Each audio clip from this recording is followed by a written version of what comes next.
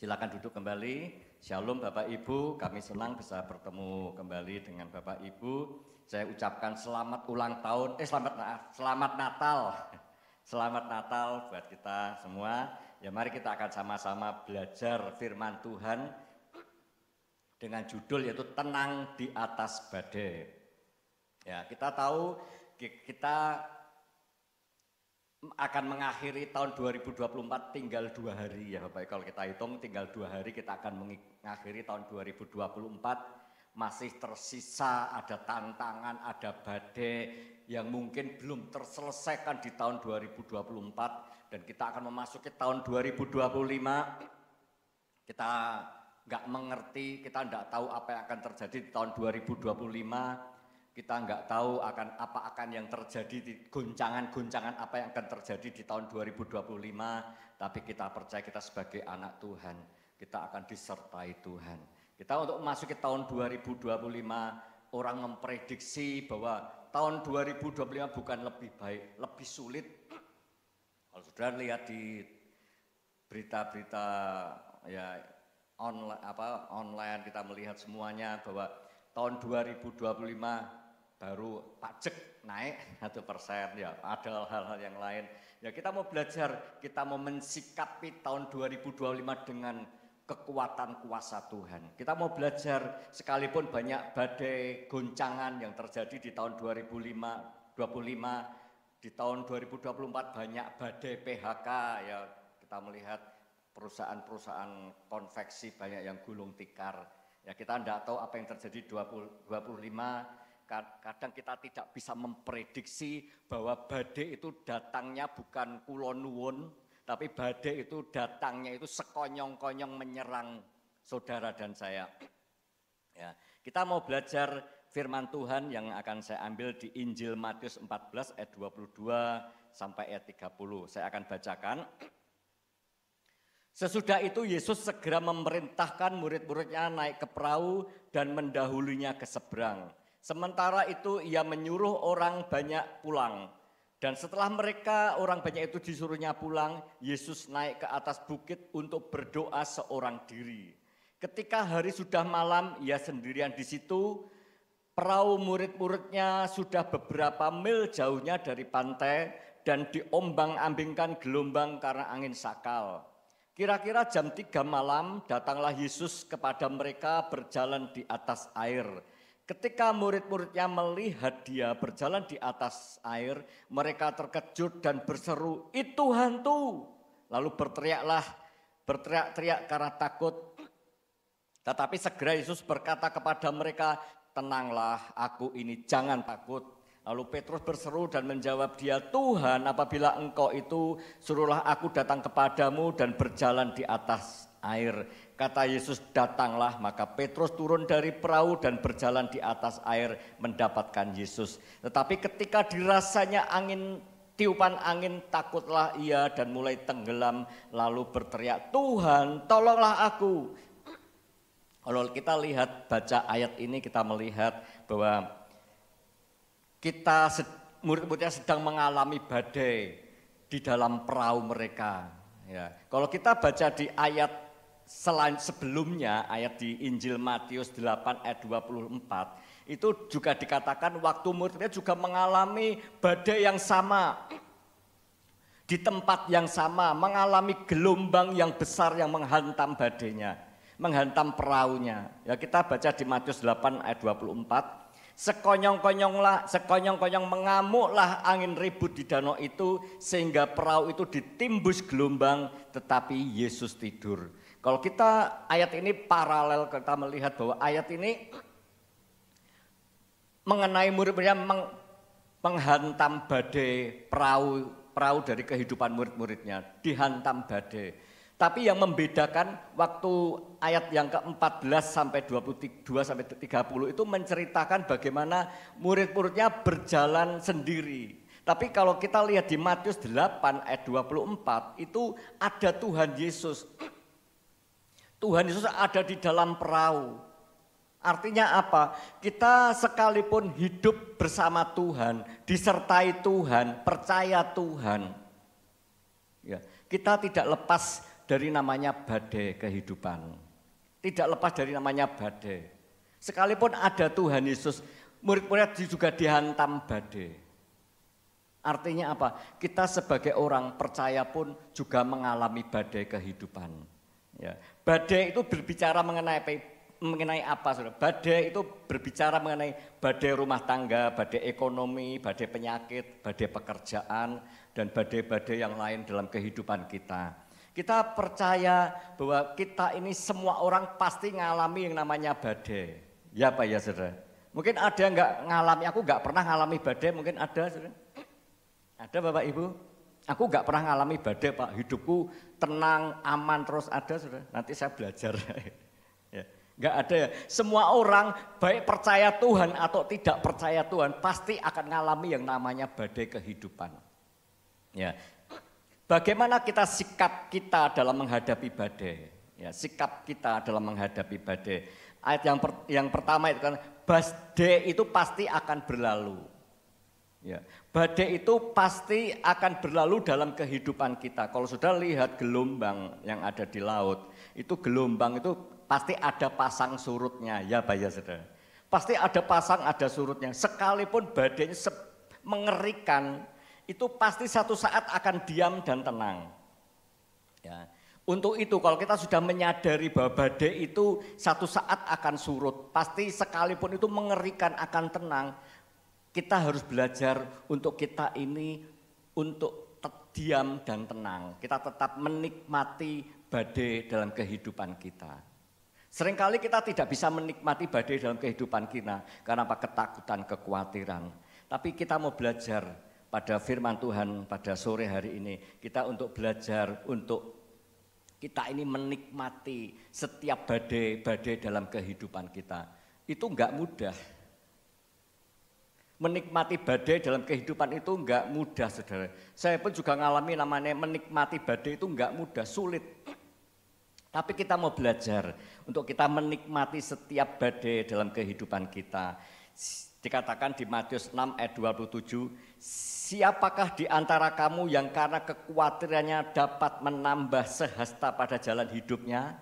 Ya, kita tahu bahwa kita jangan stres menghadapi badai setiap dalam kehidupan kita, tapi kita harus tetap mempercayai. Ya, kita tetap percaya bahwa satu saat badai itu akan hilang, makanya kita harus menikmati setiap badai kehidupan kita. Kadang kita ini memikirkan persoalan kita ini di luar, jauh dari kemampuan kita. Ya, jangan terlalu memikirkan kekhawatiran yang berlebihan. Terkadang kita memikir sesuatu yang jauh dan itu belum terjadi dalam kehidupan kita. Ya, semua orang khawatir itu biasa, saudara. Mungkin ada yang nggak pernah khawatir.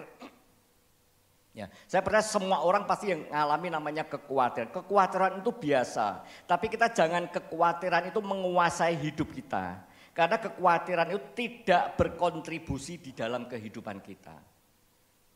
Ya, untuk kita menyikapi setiap masalah dalam kehidupan kita, kita sadari kita jangan mikir terlalu jauh apa yang akan terjadi di dalam kehidupan kita. Itu belum tentu terjadi. Contoh saudara, waktu anak-anak ini masih SMP itu mau masuk SMA kelas 1 ya. Begitu saya masuk SMA kelas 1 ini saya mulai mikir nanti kalau kuliah gimana ya. Saya punya anak 3. Nanti kalau kuliah ini dananya dari mana, membiayai uang kuliah itu juga banyak ya, sulit. Waktu itu saya masih dalam keadaan ya berat.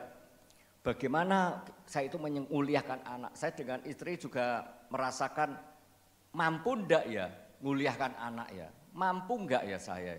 Begitu saya melihat bisa enggak ya, karena melihat kemampuan saya kalau kuliah pasti enggak mampu saudara.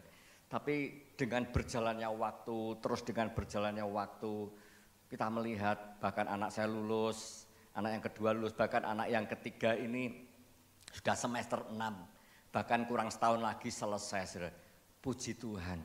Apa yang terkadang kita itu memikirkan suatu badai itu, masalah itu terlalu jauh. Padahal itu tidak terbukti dalam kehidupan kita. Ya Pak ya saudara. Kalau sudah percaya saat ini mungkin saudara sedang mengalami badai dalam kehidupan, persoalan dalam kehidupan kita. Jangan mikir terlalu jauh. Karena itu belum tentu terbukti dalam kehidupan saudara dan saya. Contoh beberapa bulan yang lalu, saudara. Beberapa bulan yang lalu itu istri saya ini ya ngomong-ngomong ya dengan teman sepelayanan, dia cerita bahwa bojoku itu ya sakit, itu nek tiap hari itu minumnya Promak, setiap hari makannya Promak karena lambung, setiap hari makan Promak, dibawa ke dokter ternyata bukan lambung, itu jantung, ya, jantung bahkan itu jantungnya sudah stadium bahkan di bypass katanya. Begitu istri saya cerita sama saya, saudara, kayaknya juga kain Promak loh, cek loh, jojok jantung loh. Begitu saya diberi info seperti itu, saya itu kadang mikirnya terlalu jauh, saudara. Masa iya, aku itu ya kena lambung, apa aku ya kena jantung ya. Begitu saya diberitahu bahwa itu jantung, saya itu mulai shock, saudara. Belum punya cucu, anak ya masih belum mentas semua, saudara. Saya juga wah bingung ya, Tuhan bagaimana ya Tuhan. Ya. Terus akhirnya saya saking ketakutannya, saudara, waktu itu lambung saya itu enggak sembuh-sembuh, saudara, bahkan sampai tembus sampai punggungnya. Akhirnya saya memberanikan diri, saudara, tanpa pengetahuan istri saya itu ke dokter penyakit dalam. Begitu saya penyakit dalam, apa keluhannya Pak? Saya sakit Bu, lambung tembus sampai sini. Oh itu apa lambung ya? Belum tentu Pak, itu bisa jantung. Wah dek saya. Begitu saya dicek EKG, itu saya hati itu deg-degan. Oh jantung ya, jangan-jangan tak jantung ya, jangan-jangan jantung. Setelah dicek semua dari batu empedu, batu ginjal, terus akhirnya jantung, ternyata bagus semua, saudara. Puji Tuhan, hati saya lega, saudara. Terkadang kita itu begitu saudara mengalami masalah ketakutan, kita itu terkadang memikirkan sesuatu yang terlalu jauh. Ya Pak ya saudara, jangan takut, jangan khawatir, kita tetap percaya kepada Tuhan. Ya, kita tetap mengucap syukur kepada Tuhan, kita nikmati proses kehidupan sekalipun kita mengalami badai, kita nikmati proses kehidupan kita dengan mengucap syukur. Ya, Filipi 4 ayat ke-6, janganlah hendaknya kamu khawatir tentang apapun juga, tetapi nyatakanlah dalam segala hal keinginanmu kepada Allah dalam doa, permohonan dengan ucapan syukur. Waktu kita sedang menghadapi persoalan badai dalam kehidupan kita, ya kita menikmati. Ya, memang enggak mudah saudara, tapi kita belajar bagaimana kita ini menikmati proses yang Tuhan persiapkan dalam kehidupan kita. Ya, yang kedua yaitu percaya kepada Tuhan.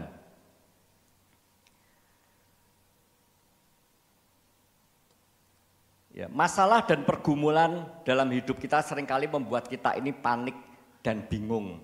Bahkan banyak orang yang mengambil jalan pintas yang justru membuat masalah kita ini semakin besar. Ya, waktu kita sedang menghadapi masalah terkadang kita ini tidak bisa tenang. Kita kurang percaya. Milikilah sikap yang positif setiap situasi masalah yang terjadi. Karena apa? Sikap yang tenang membuat kita ini bisa menikmati badai kehidupan. Ya kita baca di Yesaya 30 ayat yang ke-15. Sebab beginilah firman Tuhan Allah yang Maha Kuasa, Allah Israel, dengan bertobat dan tinggal diam kamu akan diselamatkan, dalam tinggal tenang dan percaya terletak kekuatanmu. Ya kita mau belajar untuk kita ini mempercayai setiap badai dalam kehidupan kita, karena Tuhan punya rencana yang ajaib. Kalau saudara baca di ayat 14 ayat 22, kita melihat bagaimana murid Tuhan Yesus disuruh untuk mendahuluinya ke seberang. Ya saya bacakan. Sesudah itu Yesus segera memerintahkan murid-muridnya naik ke perahu dan mendahuluinya ke seberang. Ya, artinya apa? Murid Tuhan Yesus diajak menyeberangi Danau Galilea dan nanti akan ketemu di seberang. Seharusnya kalau kita melihat ayat ini, murid Tuhan Yesus harus percaya, sekalipun ada badai apapun, pasti akan ketemu Tuhan Yesus di seberang. Ya, kalau saudara lihat di ayat sebelumnya tadi, waktu Tuhan Yesus sedang ada di dalam perahu, kenapa Tuhan Yesus bisa tidur? Padahal ada badai gelombang yang sangat besar. Karena apa? Tuhan Yesus menikmati badai itu, saudara. Tetap percaya kepada Tuhan. Karena apa? Yesus percaya bahwa matinya Tuhan Yesus bukan di danau atau di laut, tapi matinya Tuhan Yesus di kayu salib. Makanya dia tetap tenang dan percaya menghadapi situasi apapun. Ya, kita harus belajar untuk kita tetap tenang dalam kondisi apapun. Kita tetap tenang, jangan takut, jangan khawatir ya, dalam kehidupan kita. Kalau saudara diperhadapkan, kalau saudara sedang ada di pantai, ya, kalau saudara ada di pantai, sedang rekreasi dengan keluarga, waktu saudara ada di bibir pantai, melihat ada ombak besarnya 20 meter, apa yang saudara lakukan? Ya, mungkin apa yang saudara lakukan? Lari, ya, mungkin ada yang lari ketakutan, ada yang mundur ke belakang cari tempat yang tinggi, yang aman. Ya. Tapi ada orang-orang waktu melihat badai, dia ambil selancarnya, saudara. Dia menikmati badai itu, saudara. Dia ambil selancarnya mendekati badai itu dan dia ini berselancar melalui badai itu, saudara. Karena apa? Peselancar ini cari ombak yang ombaknya yang tinggi, yang besar. Kalau saudara lihat peselancar, dia itu hobinya mencari apa? Ombak yang besar, yang tinggi. Ya, dan itu bergulung-gulungnya ini dalam waktu yang panjang, bukan bergulung tapi begitu badai tinggi bergulung-gulung dengan panjang, dia bisa menikmati badai itu. Ya, kita mau belajar bagaimana murid Tuhan Yesus bisa menikmati badai dalam kehidupannya. Ya, karena apa? Dia percaya kepada Tuhan. Dia percaya kepada Tuhan bahwa Tuhan ini ada di balik badai. Tuhan ini bekerja di balik badai. Kalau saudara lihat waktu beberapa bulan yang lalu saya ada di Mojo, ya, dikatakan kalau ombaknya besar Pak, itu ikannya besar-besar Pak, ikannya bagus-bagus katanya. Ikannya bagus-bagus. Ya, kita melihat di balik ombak besar itu ada ikan-ikan yang besar. Mari kita saudara kasih dalam Tuhan, kita mau belajar untuk menikmati setiap badai dalam kehidupan kita.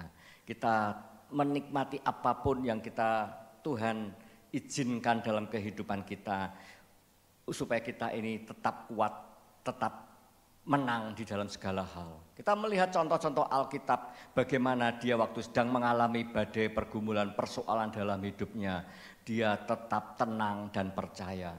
Dia menikmati setiap badai dalam kehidupannya. Ya, kita melihat contoh Daud. Ya, Daud ini dalam hidupnya ini selalu dikejar-kejar mau dibunuh oleh Saul. Ya. Waktu Daud ini menikmati setiap tantangan yang dalam hidupnya. Dia tetap percaya, tetap menikmati. Sekalipun menggembalakan 2-3 ekor kambing domba, dia tetap menikmati. Dia menjaga kambing dombanya dengan jiwa raganya, dia mau menjaga dengan kekuatannya. Begitu ada singa beruang akan menerkam, dia bunuh dan hajar singa beruang itu. Ya, kita melihat lagi waktu dia mengalami menang, ya, dia sedang menghadapi Goliat. Dia tetap menikmati waktu berhadapan dengan Goliat, dia berani mengalahkan Goliat. Dia menghadapi tantangan, menikmati setiap tantangan yang ada.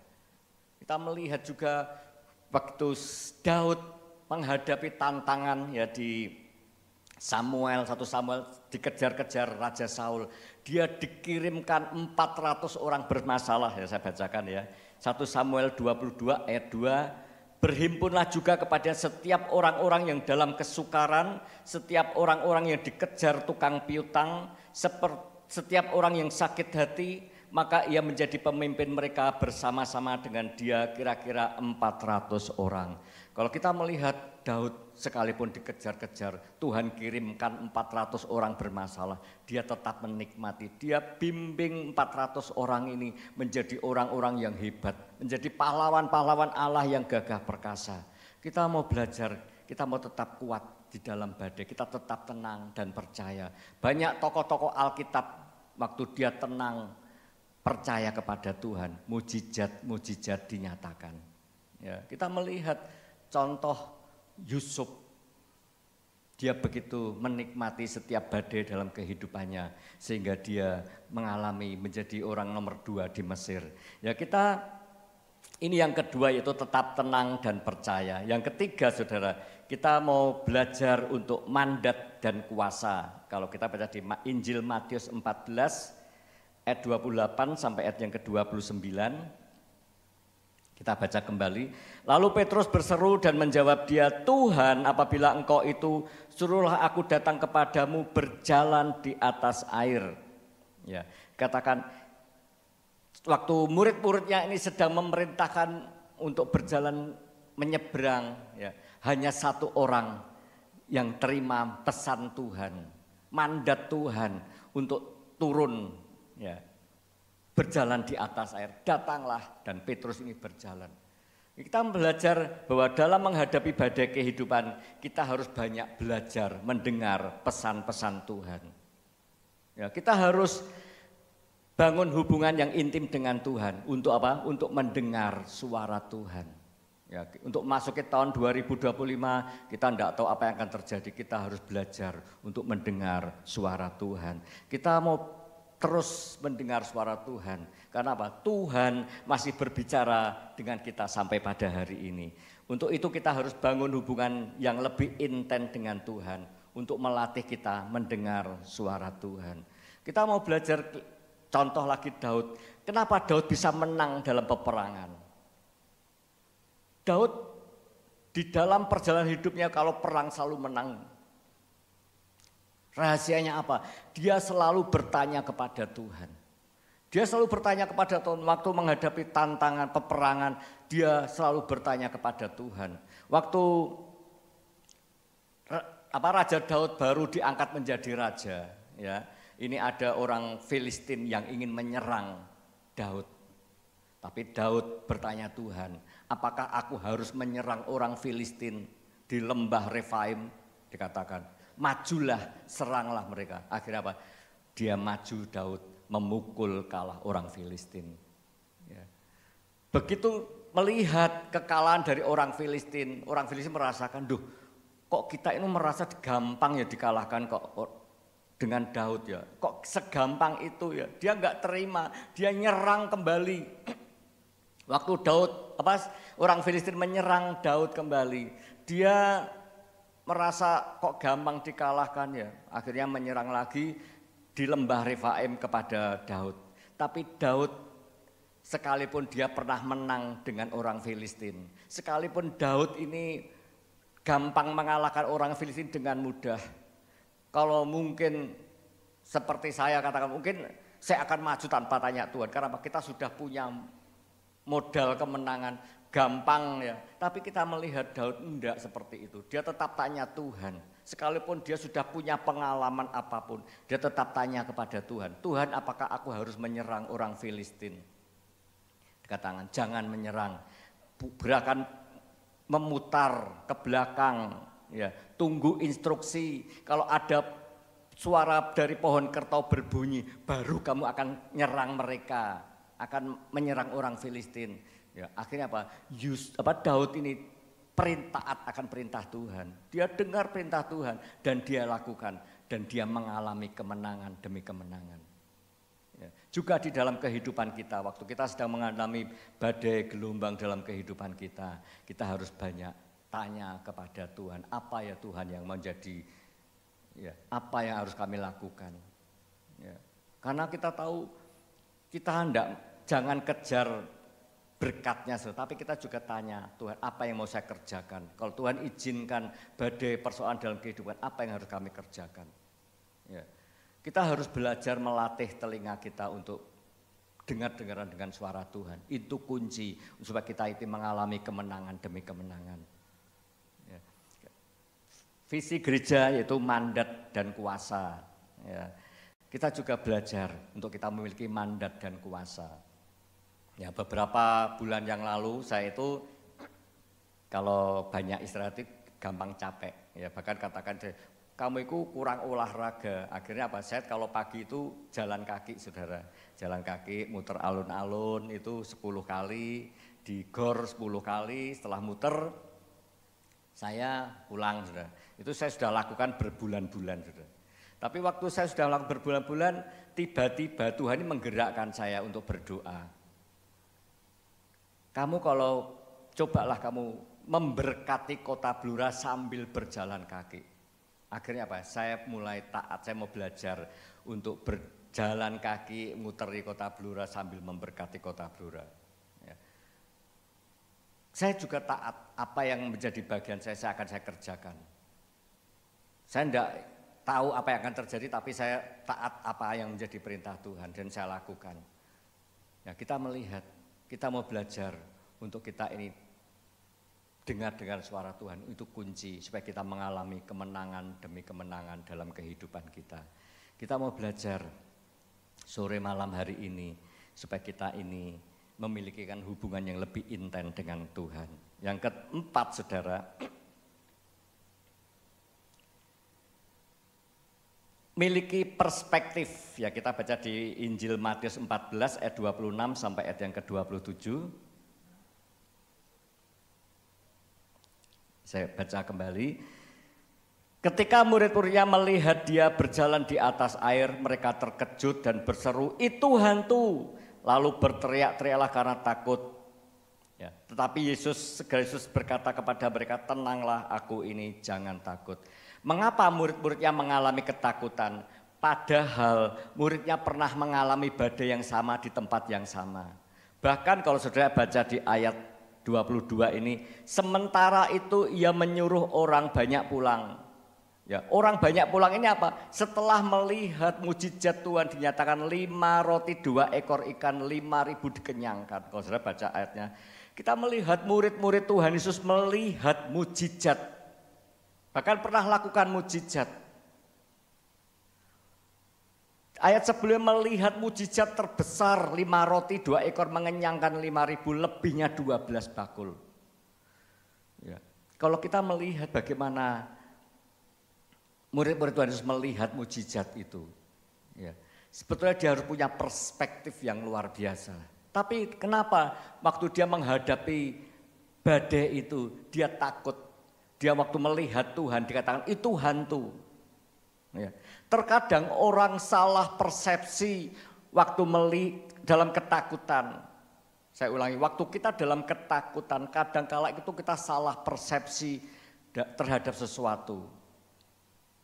Ya.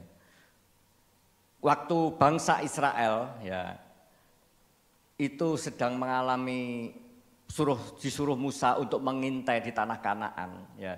12 orang pengintai, 10 orang pengintai disuruh mengintai. Dia mengatakan bahwa di sana itu memang tanahnya berlimpah susu madu, tapi orangnya raksasa luar biasa. Ya, kita seperti belalang, kita akan ditelan habis. Tapi ada 2 orang, Yosua dan Kaleb, melihat. Ya, kita pasti akan maju dan bisa mengalahkan. Kenapa orang Israel ini? 10 pengintai ini dia mengalami ketakutan waktu melihat tanah Kanaan. Karena dia punya pola pikir Mesir dalam kehidupan dia. Waktu dia sedang diperhadapkan suatu masalah, dia punya pola pikir Mesir. Ya, bagaimana waktu dia mengalami tantangan masalah dalam hidupnya, ya, dia selalu menggerutu kepada Tuhan. Waktu melihat laut Tebro, dia menggerutu kepada Tuhan, masa tidak ada kuburan? Masakan aku harus mati di laut. Ya. Kita melihat bagaimana orang Mesir memiliki mental pecundang. Sehingga waktu mereka diperhadapkan dengan orang-orang di tanah Kanaan, dia mulai kecil kekuatannya. Tapi kita melihat Yosua dan Kaleb, mereka punya pola pikir, bukan pola pikir masa lalu, tapi dia punya pola pikir Tuhan yang besar, Tuhan yang menyertai. Waktu melihat tantangan ada raksasa di tanah Kanaan, dia punya pola pikir bahwa Tuhan yang menyertai aku lebih hebat. Kalau Tuhan bisa membuat menyeberang di laut Tebro, Raja Fir'aun bisa mati terbunuh di laut Tebro. Tuhan bisa mengalahkan musuh-musuhnya, aku juga pasti akan mengalahkan orang-orang yang ada di tanah Kanaan. Dia punya mindset yang luar biasa, percaya akan janji Tuhan. Sehingga dia memiliki iman yang teguh, pasti akan bisa mengalahkan. Ya. Demikian juga Daud dan Saul, waktu dia sedang diperhadapkan dengan Goliat. Musuhnya sama, orangnya sama, yang dihadapi Goliat tinggi besar. Ya. Tapi Saul punya persepsi cara pandang yang berbeda terhadap terhadap Goliat. Melihat orang yang tinggi besar, pakai peralatan yang lengkap, dia mulai takut, khawatir. Ya. Karena apa? Dia pakai pola pikir manusia dirinya yang terbatas. Dia pakai pola cara pikir pandangan dari keterbatasan dirinya sendiri. Tapi kita melihat Daud, kenapa Daud berani menghadapi Goliat? Karena dia punya pola pikir yang berbeda. Bahwa ada Tuhan yang menyertai. Aku berperang bukan dengan namaku, tapi berperang dengan Tuhan Allah yang maha besar. Ya, dia punya kekuatan karena dia punya pandangan yang luar biasa sehingga dia bisa mengalahkan Goliat. Ya, demikian juga saudara dan saya. Kita harus punya pandangan yang berbeda terhadap masalah yang saudara sedang hadapi. Saya tidak tahu apa yang menjadi pergumulan, permasalahan dalam hidup saudara. Jangan pandang masalah ini menjadi suatu momok yang menakutkan. Kalau saudara memandang masalah itu menjadi suatu momok yang menakutkan, maka kecillah kekuatanmu, saudara. Tapi waktu kita mempunyai pandangan yang berbeda, aku punya Tuhan yang besar, masalahku terlalu kecil, maka masalah itu menjadi kecil di hadapan Tuhan. Saya pun juga pernah mengalami saudara yang namanya masalah ini. Saya sempat takut, khawatir melihat tantangan yang ada di depan saya. Ya, beberapa tahun yang lalu ya saya ini pergumulan ya, karena saya ini juga anak saya sudah 4 tahun, hampir 5 tahun ini menikah tapi belum dikaruniai anak. Waktu dia habis menikah, dia ingin punya anak, ditunggu setahun belum punya, akhirnya dia mulai gelisah, dia mulai takut. Akhirnya apa? Dia konsultasi ke dokter kandungan. Begitu konsultasi ke dokter kandungan dikatakan kamu ini harus ke dokter kandungan yang namanya fertilitas, kamu harus konsultasi dokter fertilitas yang lebih tahu. Ya. Akhirnya dia dengan banyak dokter, konsultasi ke banyak dokter kandungan, dokter fertilitas, dan akhirnya dia didapati penyakit yang namanya PCOS. Ya. PCOS yang dimana penyakit PCOS ini adalah kelebihan hormon lelaki yang dalam tubuh anak saya perempuan, saudara. Kelebihan hormon adrenalin, saudara. Sehingga ini sulit untuk mengandung. Terus yang kedua, ini menstruasinya enggak teratur. Maaf ya, saya ngomongnya terlalu vulgar ya. Menstruasinya enggak teratur. Ya, terus di banyak tumbuh rambut yang enggak di dalam tubuhnya yang enggak wajar ya, banyak mungkin perempuan tapi berkumis. Badannya obesitas, gemuk. Ya, ini ciri-ciri orang yang PCOS. Begitu anak saya konsultasi ke dokter fertilitas, begitu melihat ada kumisnya, badannya gemuk, oh kamu ini PCOS ini. Belum dianalisa, sudah tahu ini PCOS. Dan dia konsultasi ke banyak dokter fertilitas, katakan kamu PCOS. Enggak terima anak saya. Semua dokter fertilitas baik yang ada di Mojokerto, Surabaya, katakan kamu ini punya PCOS, sakit PCOS. Akhirnya konsultasi ke dokter yang lebih terkenal, saudara, yaitu di klinik Morula. Ya, klinik Morula di mana dia konsultasi, yaitu dokter ini menangani bayi tabung artis terkenal. Ya, artis terkenal, dia berhasil ya bayi tabung. Dan dia konsultasi pada dokter yang sama itu. Waktu dia konsultasi ke dokter itu dikatakan kamu PCOS. Dan untuk punya anak ini sangat-sangat sulit. Ya. Karena anak saya itu ngomong, saya pengen normal dok, sulit.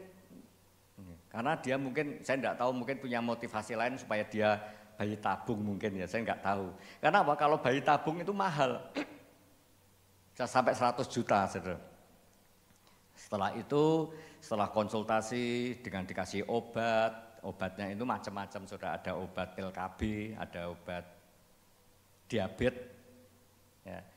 Tapi belum bisa jamin, akhirnya juga sampai beberapa tahun yang lalu merasa menyerah, gak bisa, wis aku sambil keputusan tahun ini 2024 dia ambil keputusan aku akan mau ke Pineng, mau bayi tabung.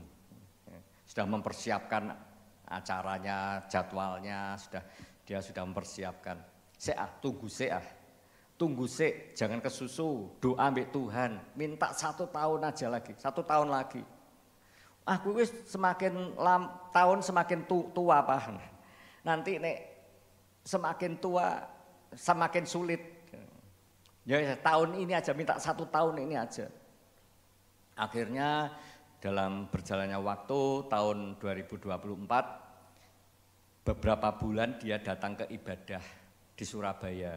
Waktu datang ibadah ada seorang hamba Tuhan yang menubuatkan. Ada seorang ibu yang ingin memiliki keturunan sudah lama tidak punya anak. Tahun depan akan memiliki anak. Amin Tuhan, itu aku Tuhan.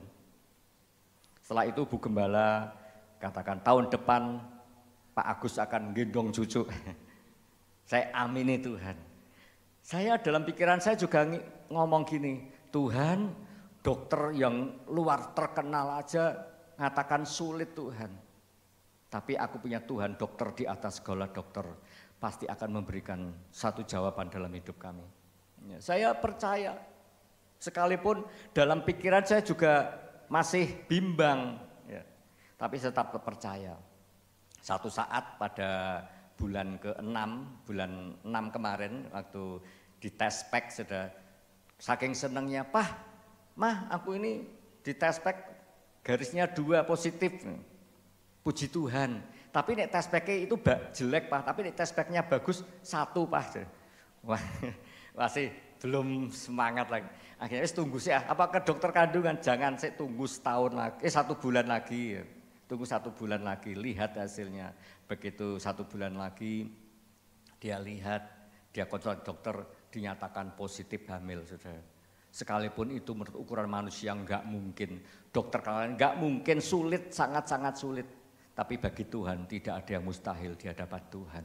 Kita mau belajar untuk mempercayai setiap tantangan dalam hidup kita. Jangan menggunakan cara pandang, pola lama kita, pengalaman-pengalaman kita, kegagalan-kegagalan kita. Kalau saudara lihat masalah dari cara pandang saudara, dari kegagalan masa lalu, saya tidak akan melihat mujizat. Tapi kalau saudara mau belajar melihat cara pandang masalah saudara, dengan percaya kepada Tuhan, saudara akan melihat mujizat Tuhan dinyatakan dalam hidup saudara dan saya. Amin Bapak Ibu. Ya, kita mau belajar malam hari ini. Kalau Tuhan izinkan badai dalam kehidupan kita, kita jangan mudah menyerah. Kita tetap percaya kepada Tuhan. Amin Bapak Ibu. Karena kita percaya bahwa setiap badai itu ada masanya, ada expirednya saudara. Seperti barang itu ada expirednya saudara. Ada expirednya. Ya. Kalau kita mau, beberapa waktu yang lalu istri saya beli barang online di online, saudara. Harganya murah, tapi dilihat expirednya sudah semakin pendek, saudara. Ya. Sehingga akhirnya tidak mau. Ya. Kadangkala barang yang mau expired diobral murah, saudara. Kalau saudara mau diobral murah, mau beli apa enggak, saudara? Pasti enggak mau, saudara. Kalau saudara beli barang murah sekalipun itu murahnya setengah 70%, kalau expirednya itu kurang 1 bulan, saya percaya saudara enggak mau, saudara. Ya. Seperti kemarin saya itu beli sepatu, saudara, beli sepatu baru beli, saudara, dipakai 1 ternyata atasnya meritili, saudara. Diskonnya 70%, harganya kalau itu 1 juta itu cuma harga 275.000, saudara. Terpautnya dari 1 juta sampai 275.000, saudara. Saya beli murah, bagus, kualitasnya bagus, saya beli, saudara. Ternyata waktu dipakai baru sekali pakai, saudara, atasnya sudah meritili, saudara. Kita mau belajar bahwa setiap masalah itu ada expirednya. Jangan takut, jangan khawatir, jangan stres menghadapi sesuatu karena itu belum terbukti di dalam kehidupan kita. Kita mau belajar untuk dengar suara Tuhan. Kunci untuk kita mengalami kemenangan di tahun 2025, kita harus belajar mendengar suara Tuhan. Apa yang harus kami lakukan di tahun 2025? Mungkin saudara sedang mengalami badai pergumulan dalam hidup kita tidak tahu, tapi kita percaya. Mintanya kepada Tuhan seperti Daud mengalami kemenangan demi kemenangan. Apa? resepnya tanya kepada Tuhan sehingga dia selalu menang dalam peperangan, tidak pernah kalah saudara. Kalah tapi dia menang kembali saudara. Saudara mau mengalami kemenangan di kemenangan? Amin Bapak Ibu. Ya saya percaya kita semua orang pasti ingin mengalami kemenangan di kemenangan. Ya supaya kita ini dikatakan menjadi umat-umat memenang di hadapan Tuhan. Ya, kita harus memiliki cara pandang yang benar terhadap masalah. Jangan menjadikan masalah ini menjadi momok yang menakutkan, tapi kita melihat Tuhan yang besar, yang ajaib. Kita punya pandangan bahwa kalau Allah turut bekerja di dalam segala hal, kita pasti akan mengalami kemenangan. Saya alami proses dalam kehidupan saya bisa mengawali dan mengakhiri sampai hari ini, itu karena kemurahan Tuhan. Saya melihat bahwa janji Tuhan itu ya dan kalau saya menelaah ke depan di mana banyak persoalan, tantangan dalam hidup kami. Tapi saya tahu, kita tahu sekarang di Roma 8 ayat 28 dikatakan, kita tahu bahwa Allah turut bekerja di dalam segala hal untuk mendatangkan kebaikan bagi orang yang percaya kepada Tuhan. Kita tahu sekarang, artinya apa? Dulu enggak tahu. Waktu kita sedang dalam proses tidak tahu, tapi waktu sudah mengalami proses dalam kehidupan, kita tahu sekarang bahwa Allah turut bekerja di dalam segala hal, segala sesuatu yang terkadang enggak mengenakan, sekalipun banyak tantangan, tapi saya tahu sekarang bahwa Tuhan turut bekerja di dalam segala hal terhadap masalah saya, diberikan kemenangan demi kemenangan dalam hidup kita. Saudara mau ambil keputusan malam hari ini, ya. Kita ambil keputusan bahwa Tuhan turut bekerja dalam segala hal. Kalau Tuhan izinkan badai dalam hidup kita, Tuhan punya rencana yang ajaib dalam hidup kita. Amin. Saya undang song leader singer.